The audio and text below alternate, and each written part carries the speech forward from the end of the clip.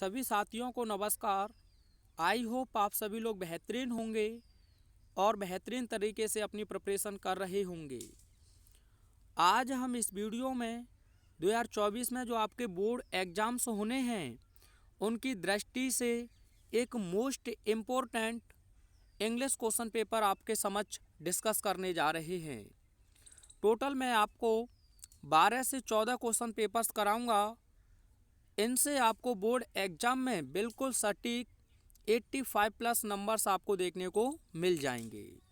यहाँ से आप सीखेंगे कि कैसे एक अनसीन पैसेज को सॉल्व करें, most important articles and letters, grammar section आपका और सेक्शन डी भी आपको यहाँ से पूरा का पूरा देखने को मिल जाएगा। तो साथियों देखते हैं आपका जो क्वेश्चन पेपर है उसका जो बोर्ड एग्जाम में इंटरफेस है कुछ इस प्रकार का आपको देखने को मिलेगा, जिसमें सबसे पहले आपको अपना रोल नंबर फिलअप करना होता है। उसके बाद आपको अपना नेम मेंशन करना होगा। यहाँ जो लिखा है आपका 3 से 16 REE, यह आपका पेपर कोड होता है जिसे आपको आंसर शीट पर मेंशन करना होगा। और नीचे आपको समय 3 घंटे 15 मिनट इस क्वेश्चन पेपर को हल करने के लिए दिए जाएंगे। पूर्णांक यह 100 अंक का होगा। इसमें कुछ आपको नियम दिए गए हैं, जैसे कि शुरुआती 15 मिनट प्रत्येक कैंडिडेट को क्वेश्चन पेपर रीड करने के लिए दिए गए हैं। और यह जो क्वेश्चन पेपर है यह 4 सेक्शंस में डिवाइड होगा, section A, section B, section C और सेक्शन डी। और अगला नियम होगा कि प्रत्येक सेक्शन से क्वेश्चन करना अनिवार्य है। और अंतिम नियम होगा कि प्रत्येक क्वेश्चन के समक्ष उसके अंक उल्लेखित किए गए हैं, जो मार्क्स हैं वह अंक यानी कि उल्लेखित हैं। तो सेक्शन ए है आपका रीडिंग से, जिसमें आपका क्वेश्चन नंबर फर्स्ट है क्वेश्चन पेपर में, read the following passage carefully, आ रहे पैसेज को सावधानी पूर्वक पढ़ें and answer the questions that follow, और नीचे दिए गए प्रश्नों के उत्तर लिखिए। अगर मेरी माने आप लोग तो सबसे पहले आपको क्वेश्चंस को रीड करना होगा, फिर आप अनसीन पैसेज रीड करें, जिससे आप बहुत आसान तरीके से आप आंसर निकाल सकते हैं। तो देखते हैं इसका पहला क्वेश्चन आपसे क्या पूछा गया है। पहला क्वेश्चन है how is man's life, how is man's life, मनुष्य का जीवन कैसा है। तो सबसे पहले आपको क्वेश्चन से ही आंसर बनाना आना चाहिए। तो हाउ आपका हट जाएगा, सब्जेक्ट के नाम पर बचेगा आपका मैन्स लाइफ, तो आप लिखेंगे मैन्स लाइफ। और यहाँ आपको वर्ब दी है तो आप लिख देंगे एज। तो मैन्स लाइफ एज, मनुष्य का जीवन है। अब ढूंढते हैं क्या है ये। तो आप पहली लाइन में ही देखें तो ये लिखा हुआ है life is not a bed of roses, यानी कि जीवन फूलों की सेज नहीं है, but a bed of thorns, बल्कि कांटों का एक बिस्तर है। It is full of dangerous, यह खतरों से भरा है, एंड डिफ़िकल्टीज, और समस्याओं से या कठिनाइयों से भरा है। तो आपने कहाँ से बनाया, यहाँ से आप लिखेंगे मैन एपेस्ट्रॉफी एस, और यहाँ तो आपको दिया ही है life is not a bed of roses but a bed of thorns, आगे आप एंड से जोड़कर लिख देंगे and it is full of dangerous and difficulties.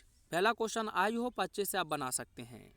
देखते हैं सेकंड क्वेश्चन क्या है आपका, ये आंसर भी आप साथ ही साथ लिख सकते हैं। सेकंड क्वेश्चन है आपका what should we do to succeed in life, हमें जीवन में सफल होने के लिए क्या करना चाहिए। तो साथियों आपको ध्यान रखना है व्हाट आपका हट जाएगा, अगर डू मैन वर्ब के रूप में आया है तो इसी की जगह पर आपको आंसर लिखना होगा। तो सबसे पहले आप लिखेंगे, तो आप क्वेश्चन से ही बनाएंगे। सबसे पहले तो आपको लिखना होगा वी, क्या लिखना होगा वी। उसके बाद आप लिखेंगे सोड, क्या लिखेंगे सोड, बी सोड। अब डू की जगह पर ही आपको आंसर लिखना है क्योंकि ये मैन वर्ब के रूप में आया है। तो देखिए क्या दिया है पैसेज में, हम देखते हैं। तो हाँ आप देख सकते हैं if we are to succeed in life, यदि हमें जीवन में सफल होना है, in the race of life, तो जीवन की दौड़ में, we should not be afraid, हमें डरना नहीं चाहिए, ऑफ द रिस्क, यानी कि खतरों से। तो आपने आंसर क्या बनाना है वी शुड, वी शुड। अब खतरों से नहीं डरना है तो अर्थात खतरों को उठाना है, we should take risk, risk, हमें खतरे उठाने होंगे टू सक्सीड इन लाइफ, यानी कि जीवन में सफल होने के लिए। या फिर आपको इतना ना बने तो आप इतना रख सकते हैं पूरा, if we are to succeed in life in the race of life we should not be afraid of the risk. यह हो जाएगा आपका सेकंड क्वेश्चन का आंसर, या आप बनाना जानते हैं तो आप ऐसे लिख देंगे।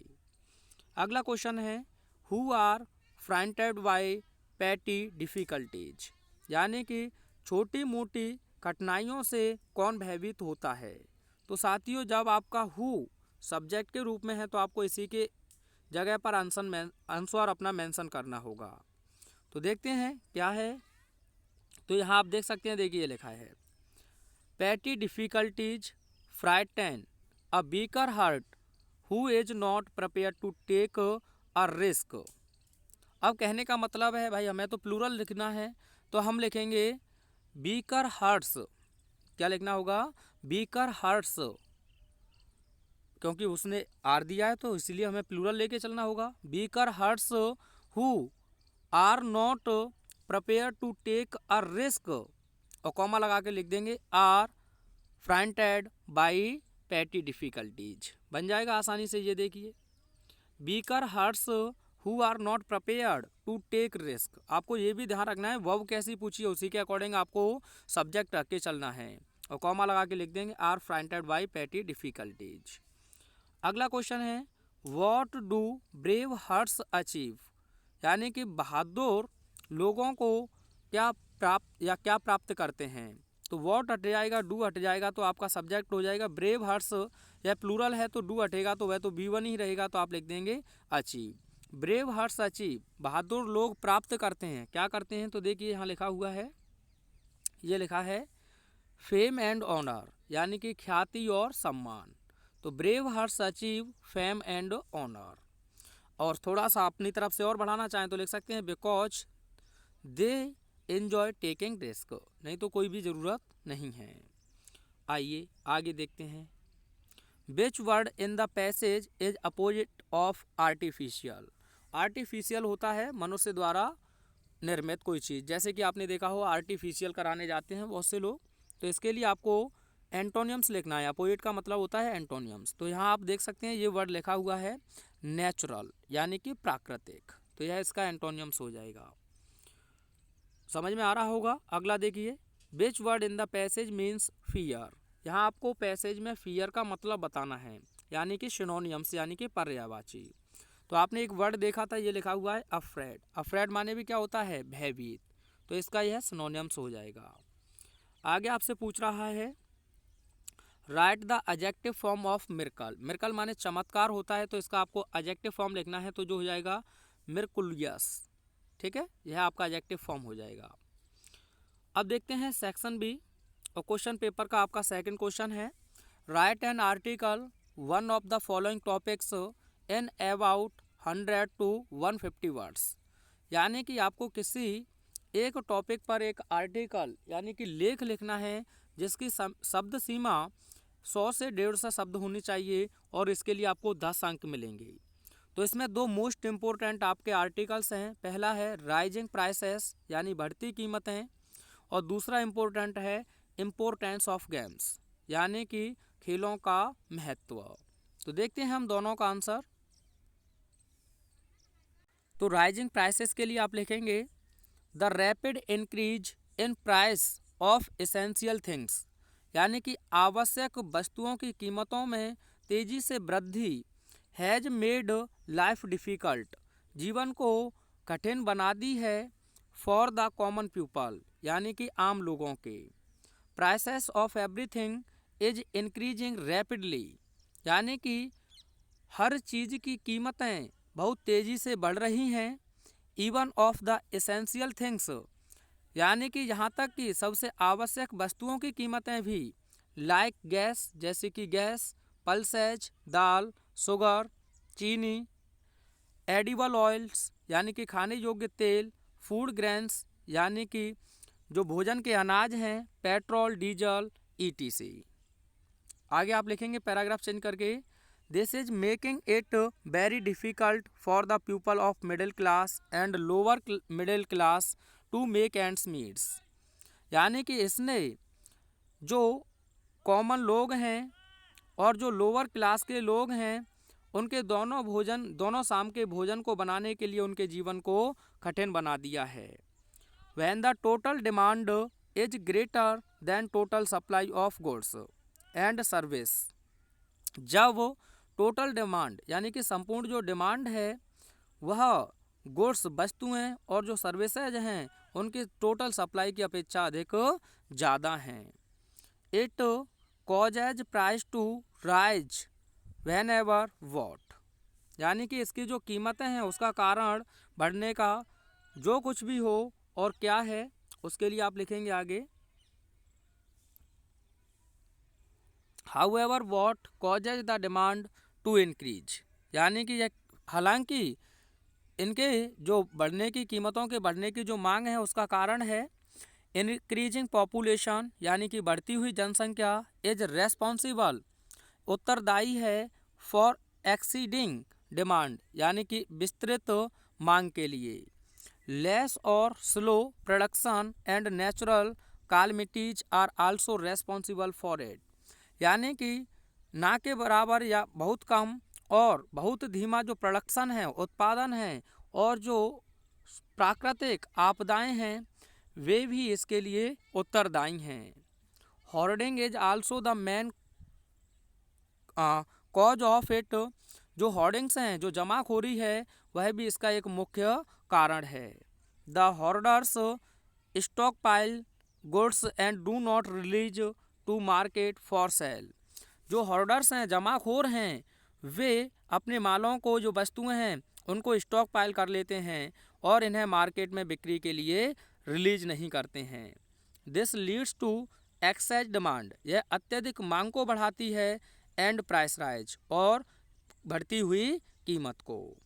अ great number of people lost their jobs और their salary is reduced due to pandemic of कोविड-19, यानी कि बहुत से लोग कोविड-19 के कारण अपनी जॉबों को खो चुके हैं और उनकी सैलरी भी कम हो गई है। So they are facing great difficulties, इसीलिए वे लोग एक बड़ी समस्या का सामना कर रहे हैं।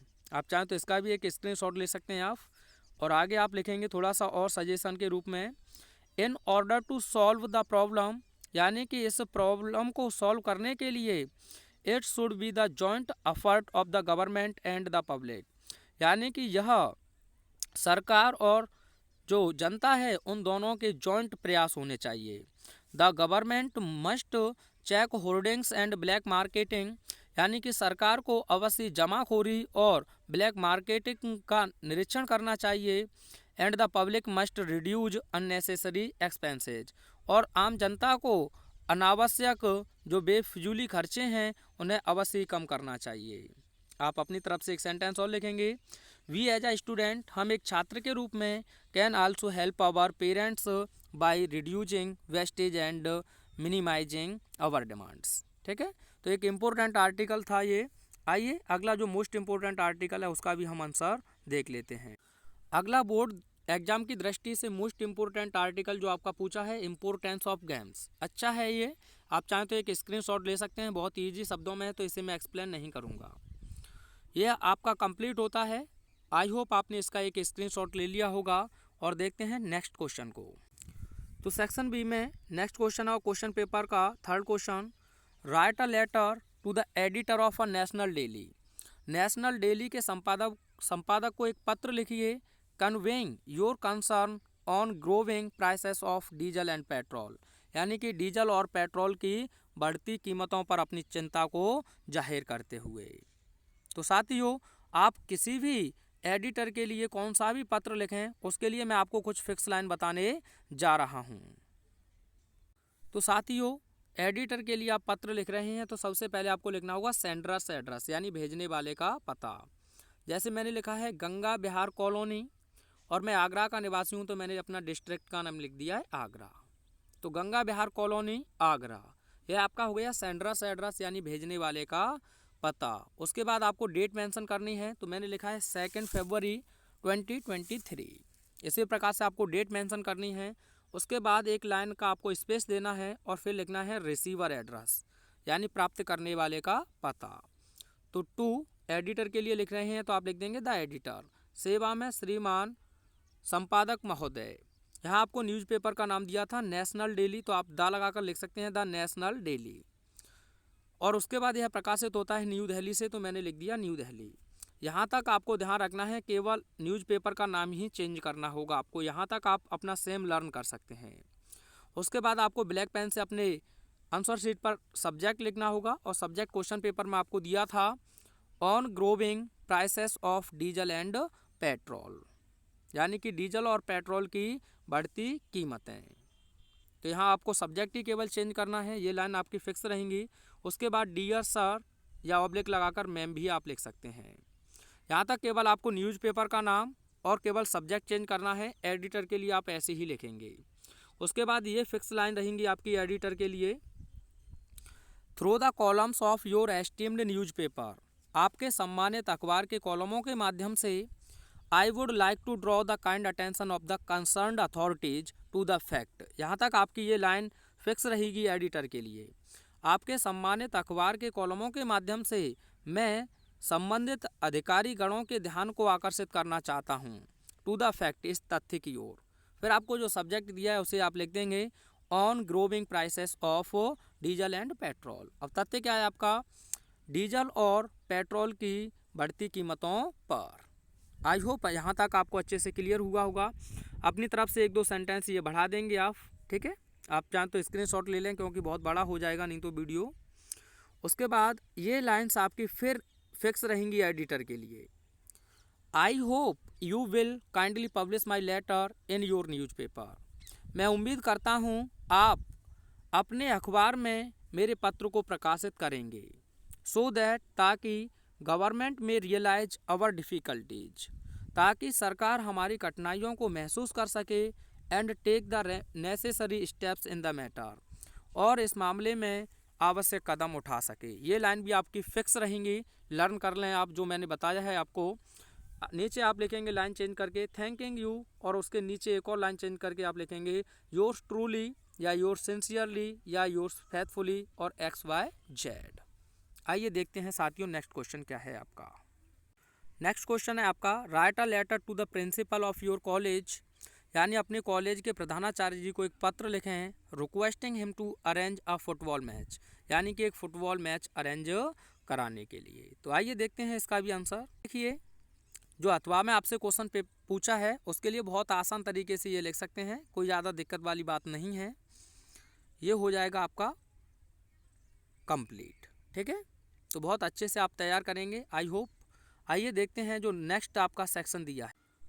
सेक्शन सी आपका ग्रामर पोर्शन से है, जिसमें क्वेश्चन नंबर 4 है आपका, choose correct option to answer the following questions, यानी कि आ रहे प्रश्नों के उत्तर के सही विकल्प को चुनिए। 5 क्वेश्चंस आपसे पूछे जाएंगे, 2-2 अंक के होंगे, और साथियों यहाँ मल्टीप्लाई का निशान लग गया, यहाँ प्लस रहेगा, ठीक है, परेशान ना हो।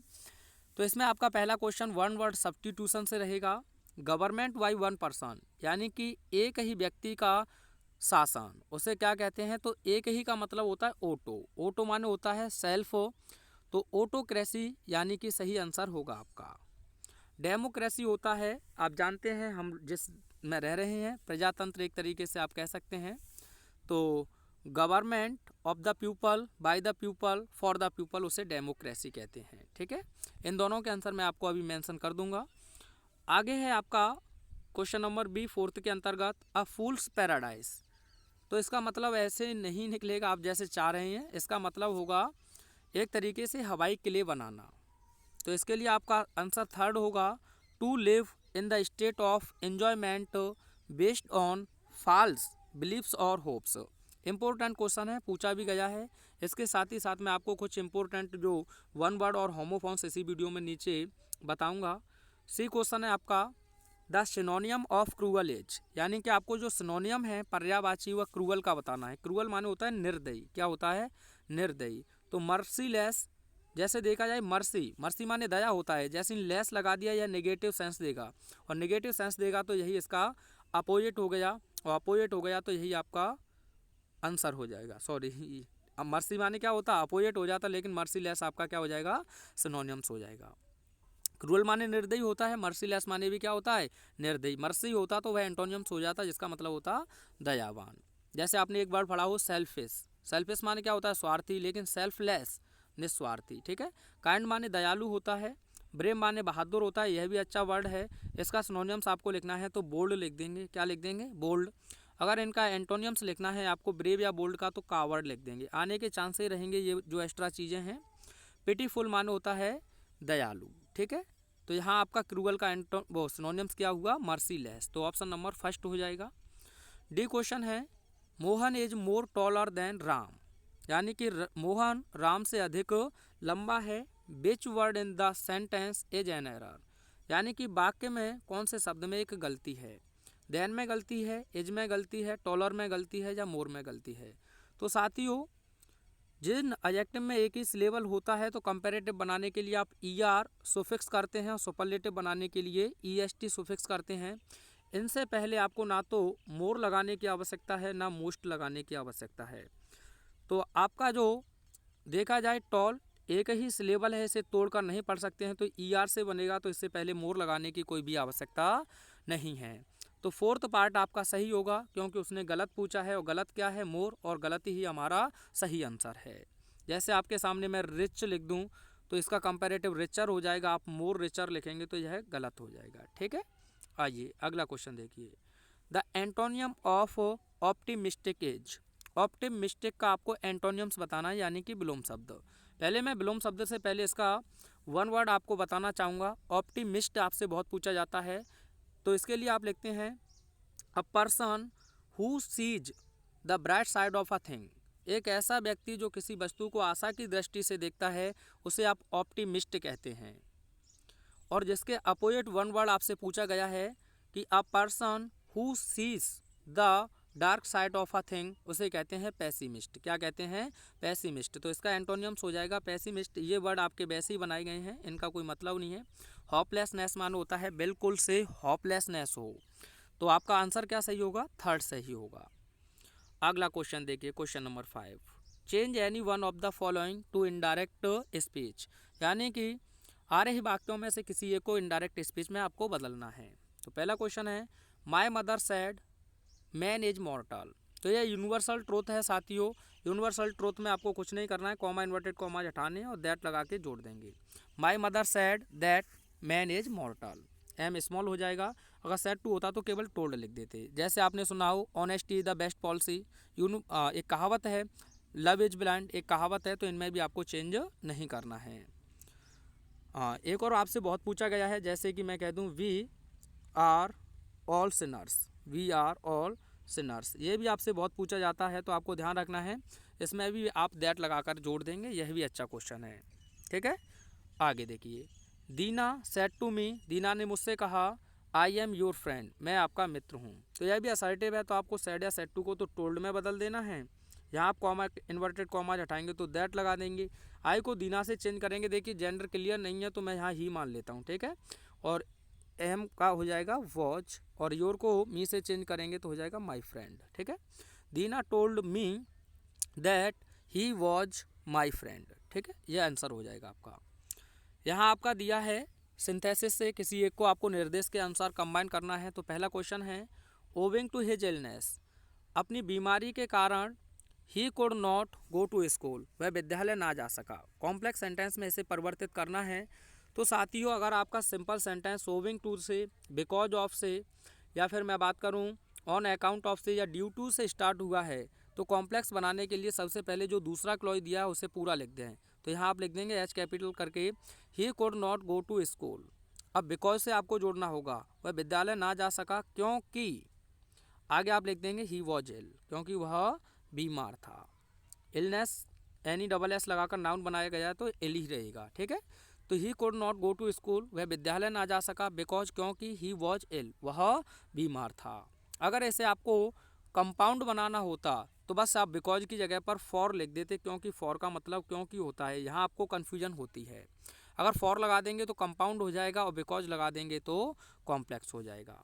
अगला क्वेश्चन देखिए, दो ही इज पुअर, भले ही वह गरीब है, ही इज हैप्पी, वह प्रसन्न है। इसे आपको कंपाउंड सेंटेंस में कन्वर्ट करना है साथियों। तो ध्यान रखें, दो या ऑल दो से आपका सेंटेंस स्टार्ट हुआ है तो वह अपने आप में कॉम्प्लेक्स सेंटेंस होगा। क्या होगा? Complex sentence. और वह भी कंडीशन आपकी शो कर रहा होगा, या सॉरी कॉन्ट्रास्ट बता रहा होगा। क्या बता रहा होगा? कॉन्ट्रास्ट। तो कॉन्ट्रास्ट ही तो है। वह गरीब है फिर भी खुश है, जबकि गरीब है तो कैसा होना चाहिए? निराश होना चाहिए, उदास होना चाहिए। तो आपको दो या ऑल दो आपको हटा देने हैं, कॉमा की जगह पर आप यट लिख दें या स्टिल लिख दें, दोनों सही रहेंगे। आपको ध्यान ना रहे तो बट लगा सकते हैं। तो ही इज पुअर, वह गरीब है, यट या स्टिल, फिर भी ही इज हैप्पी, वह प्रसन्न है।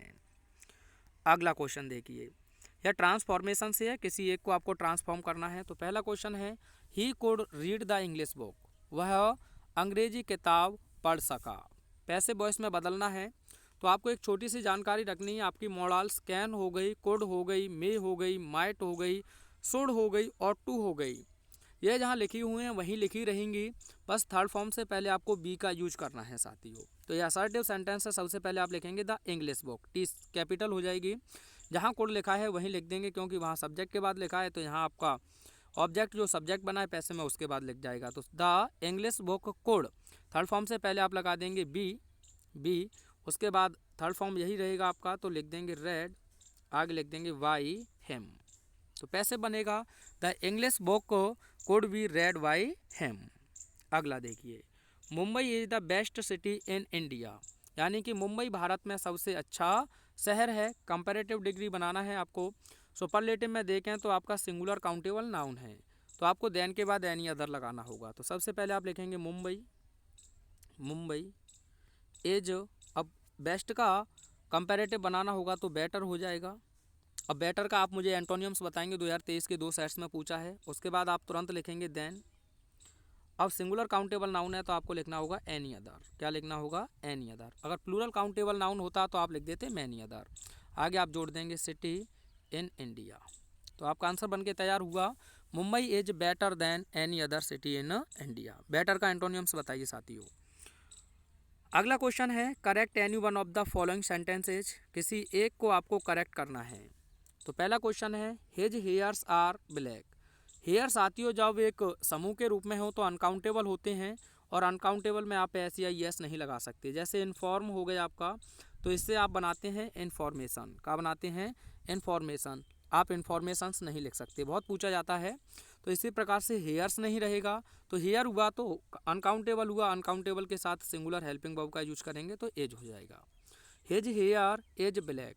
अगर यह कहता कि उसके 4 बाल काले हैं तो आप आर लगा सकते थे और हेयर्स लिख सकते थे, क्योंकि उसने काउंट कर लिए हैं वो।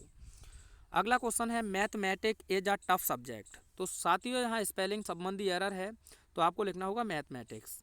और कॉन्सेप्ट रहता है आपका, जो नाउन ICS पर समाप्त होते हैं और जो जनरल सेंस में हों, तो आप इनके साथ तो ये सिंगुलर होते हैं तो सिंगुलर हेल्पिंग वर्ब का ही यूज करेंगे।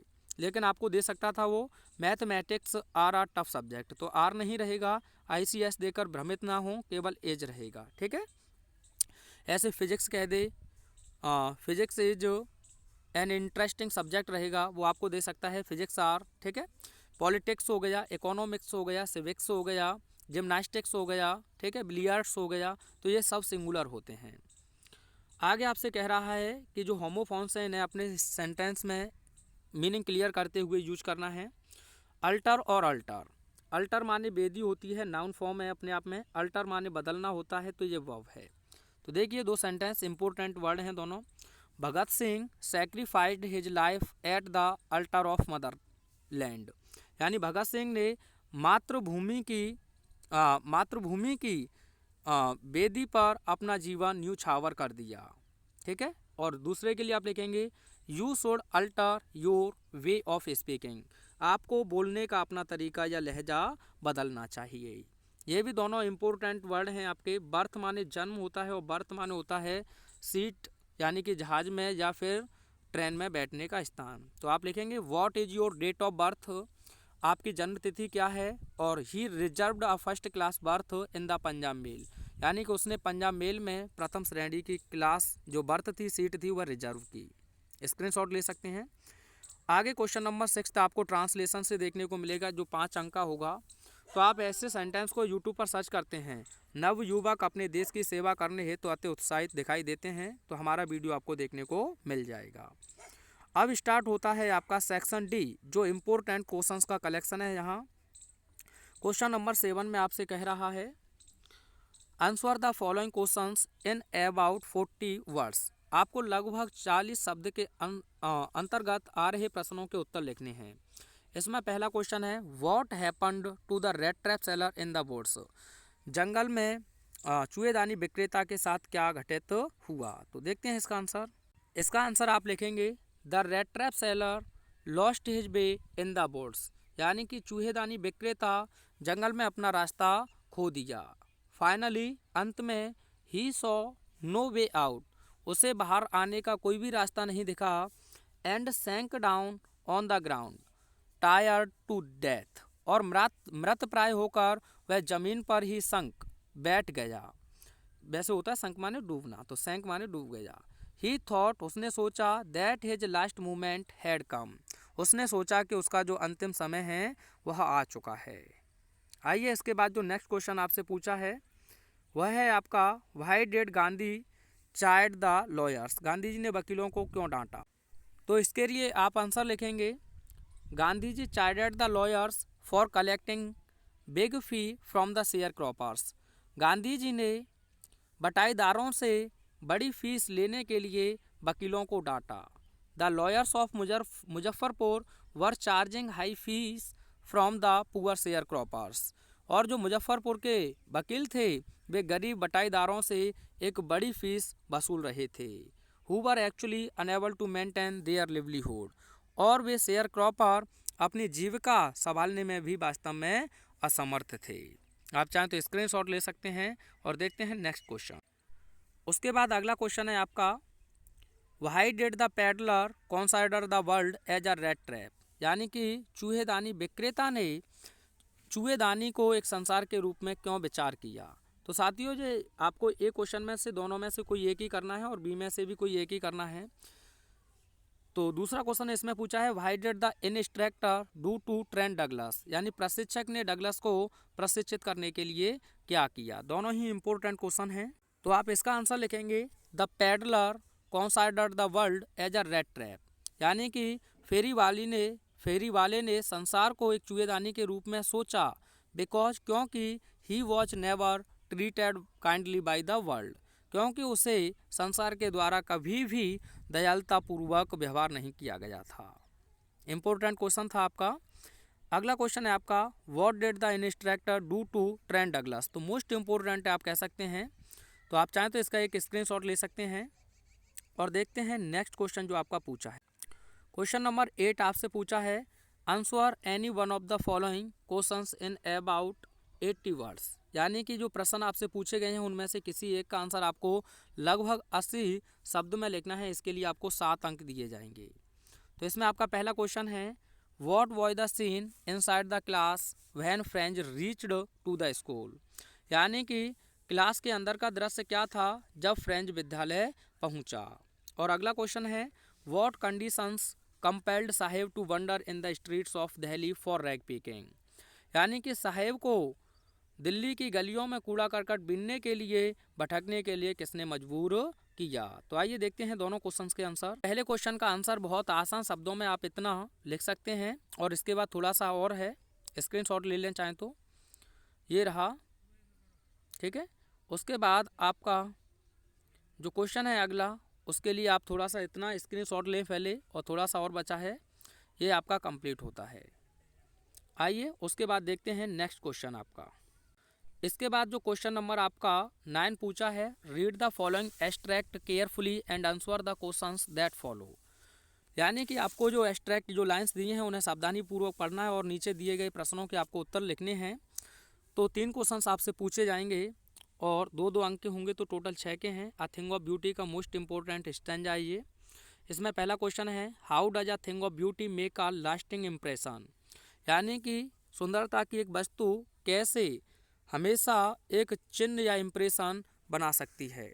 और दूसरा है what does the poet mean by but keep a bower quiet for us, और आपको एक तो रह गया how does the loveliness of beauty increase. ठीक है, उसके बाद 3 मोस्ट इंपोर्टेंट सेंट्रल आइडिया, इनके भी हम सॉल्यूशन देखते हैं। देखिए, आई थिंक ऑफ ब्यूटी का जो पहला क्वेश्चन पूछा था उसका आप आंसर लिख सकते हैं, चाहे तो स्क्रीनशॉट लें।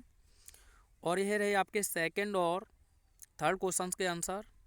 उसके बाद साथियों 3 मोस्ट इंपोर्टेंट सेंट्रल आइडिया में पहला मोस्ट इंपोर्टेंट सेंट्रल आइडिया ये रहेगा, केवल 3 ही तैयार करने हैं आपको। उसके बाद second most important central idea ये रहेगा, स्क्रीनशॉट ले सकते हैं। और अंतिम आपके लिए ये रहेगा, इनमें से एक आपको बोर्ड एग्जाम में ज़रूर देखने को मिल जाएगा। उसके बाद आपका अगला क्वेश्चन देखते हैं। क्वेश्चन नंबर 9 है, वो 11 है आपका। तो यह विस्तार से शॉर्ट में पूछे हैं। पहला है how did Charlie enter the third level, और दूसरा इसी में से अथवा से आपको करना है why did the tiger king decide to marry, और बी में आपसे पूछा है why was Derry impressed by Mr Lamb, और how did the author reach Antarctica. आइए चारों के देखते हैं, और साथ ही साथ जो लॉन्ग आपसे पूछा है इन दोनों के भी हम आंसर देखते हैं। तो ये देख सकते हैं आप, चार्ली ने तीसरे तल में कैसे प्रवेश किया, उसका आंसर हो जाएगा ये। और महाराज ने शादी करने का क्यों निश्चय किया, इसके लिए ये रहेगा आपका आंसर। उसके बाद जो डेयरी था वह मिस्टर लैम के कॉन्ट्रैक्ट में कैसे आया, तो उसके लिए ये स्क्रीनशॉट ले सकते हैं आप। इम्पोर्टेंट क्वेश्चंस हैं ये सभी।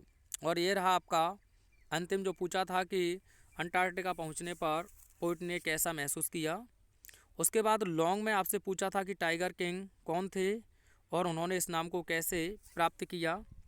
तो आपको यहाँ थोड़ा सा ध्यान रखना है, पहले कौन थे तो आप यहाँ से लेकर यहाँ तक आंसर लिखेंगे, इन चीज़ों को आप यहाँ से हटा देंगे यहाँ तक पूरा, फिर यहाँ से आप लिखेंगे। ठीक है, तो बहुत आसान हो जाएगा और बहुत सटीक हो जाएगा आप लोगों के लिए। ठीक है, तो ये ले लीजिए आप स्क्रीनशॉट। उसके बाद जो अंतिम क्वेश्चन आपसे पूछा है उसका आंसर ये रहा। आई होप सभी चीज़ें अच्छे से क्लियर हुई होंगी आपको। अगर अभी भी कोई डाउट है तो आप कमेंट करके हमें बता सकते हैं। मिलते हैं नेक्स्ट वीडियो में। Thanks for watching.